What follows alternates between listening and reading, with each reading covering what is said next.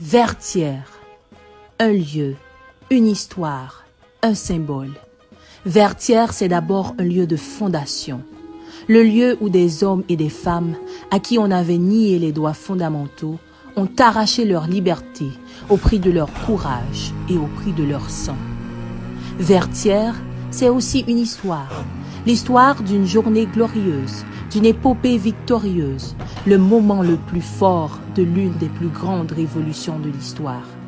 Vertières, c'est enfin un symbole, le symbole de notre volonté d'exister autrement. Gloire aux vaillants soldats de l'armée indigène, gloire à nos ancêtres.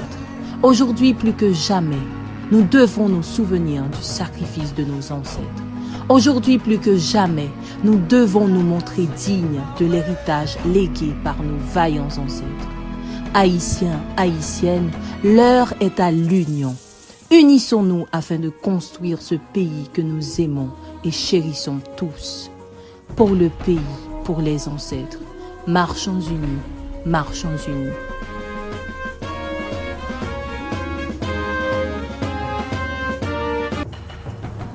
Valmy, Austerlitz, Ulm, Waterloo, autant de batailles dont les noms nous sont familiers, mais qui, en dehors d'Haïti, a déjà entendu parler de la bataille de Vertières, point d'aboutissement spectaculaire et sanglant de la guerre d'indépendance haïtienne. Bonsoir Jean-Pierre Le Glonec, merci d'être avec nous. Vous êtes historien, vous êtes professeur à l'université de Sherbrooke, c'est au Canada, vous enseignez l'histoire d'Haïti et des Amériques noires notamment. Vous êtes l'auteur de ce livre, L'armée indigène, la défaite de Napoléon en Haïti. Le livre est publié aux éditions Lux. Alors, vous penchez donc sur cet épisode méconnu de l'histoire de France et de l'histoire d'Haïti. Racontez-nous la bataille de Vertières. La tâche est impossible. L'histoire de la bataille a été racontée par le plus grand historien haïtien du 19e siècle, Thomas Madiou, à la façon romantique, à la façon Michelet, et Madiou a alors tout dit. Je ne suis pas sûr qu'il s'est appuyé sur des sources, mais il a tout dit. Finalement, le 18 novembre 1803, c'est vraiment l'acte final de la guerre d'indépendance. Et la bataille, la toute dernière bataille, dure environ 11 heures. Elle commence vers 6 heures du matin, elle se termine à 5 heures par un orage providentiel. On peut imaginer que cet orage est un signe des dieux vaudous peut-être, qui accompagnent et qui chevauchent les héros de l'armée que l'on appelle l'armée indigène. L'armée de libération haïtienne est dirigée par le général Jean-Jacques Dessalines et on l'appelle donc armée indigène ou armée des Incas, ça dépend des expressions. Cette bataille n'est pas marquée, le soir il n'y a pas vraiment de vainqueur ou de vaincu, mais ce qui est certain c'est que dans la nuit du 18 au 19 novembre, le fort de Vertières est évacué par Rochambeau et c'est la fin d'un rêve de résurgence finalement d'un monde colonial français. Ce rêve est le rêve napoléonien, il s'effondre le soir du 18 novembre 1803. En quoi est-ce selon vous un moment clé de l'histoire de ces deux pays? C'est un moment clé puisque le 18 novembre 1803, la plus belle colonie du monde atlantique français, la plus belle colonie du monde atlantique en général, s'effondre. Et il n'y aura plus jamais d'esclavage à Saint-Domingue ou en Haïti. Donc c'est un moment très important pour l'histoire d'Haïti et pour l'histoire de France, mais aussi pour l'histoire du monde moderne, puisque ce qui se passe ce soir-là, c'est toute l'idée esclavagiste, et c'est le dogme de la race, qui est battu en brèche par des citoyens, et aussi des citoyennes, puisque les femmes sont présentes sur la scène le jour de la bataille. L'idée de race, l'idée d'esclavage racial est battue en brèche, et à la place, ce qui triomphe le 18 novembre 1803, c'est le droit à la vie, le droit à la liberté, et le droit à la citoyenneté. Il s'inspire en fait des idéaux de la Révolution française. Alors qui s'inspire de qui? On pourrait dire l'inverse. On pourrait dire finalement que les Français se sont peut-être aussi inspirés de la lutte des esclaves de Saint-Domingue, qui se révoltent à partir de 1791 et qui obtiennent leur liberté. Ils n'attendent pas qu'on leur donne la liberté.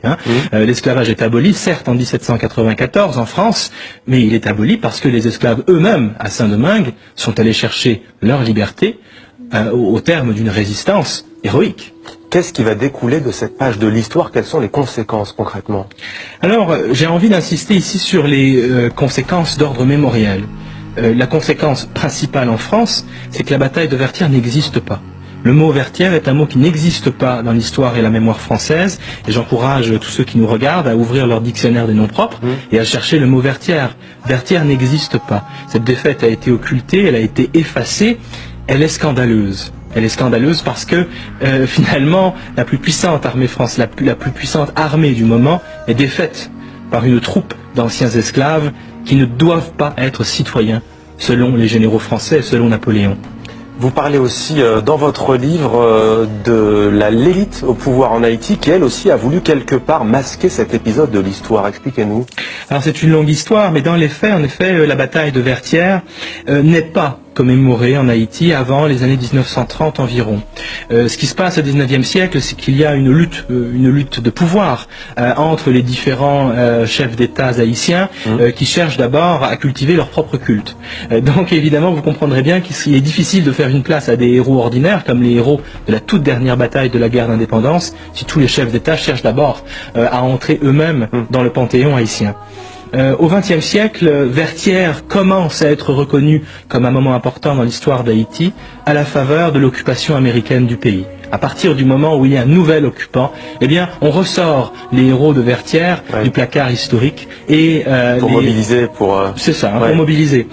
Mais Vertières est un symbole de résistance populaire, encore aujourd'hui en Haïti. Ouais. Alors justement, beaucoup d'Haïtiens ont connaissance de cette histoire et ils pensent, et pas seulement d'ailleurs les Haïtiens, que ce pays continue de payer aujourd'hui le prix de son indépendance.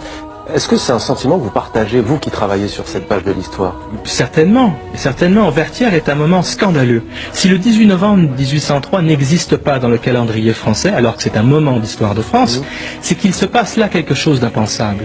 Et qu'est-ce qui est impensable? C'est le renversement de la relation esclavagiste. Première République noire? Première République noire, mais ça va bien au-delà. Le 18 novembre 1803, les maîtres deviennent les esclaves et les esclaves deviennent les maîtres. C'est impensable. C'est bien pire qu'une défaite à Waterloo ou en Russie. Alors voilà en grande partie pourquoi cette bataille continue à être occultée. Jean-Pierre Le Glonnec, l'armée indigène, la défaite de Napoléon en Haïti, à lire absolument si vous êtes passionné d'histoire et si vous voulez connaître une partie de l'histoire de France et d'Haïti. Merci à vous d'avoir témoigné dans 64 minutes.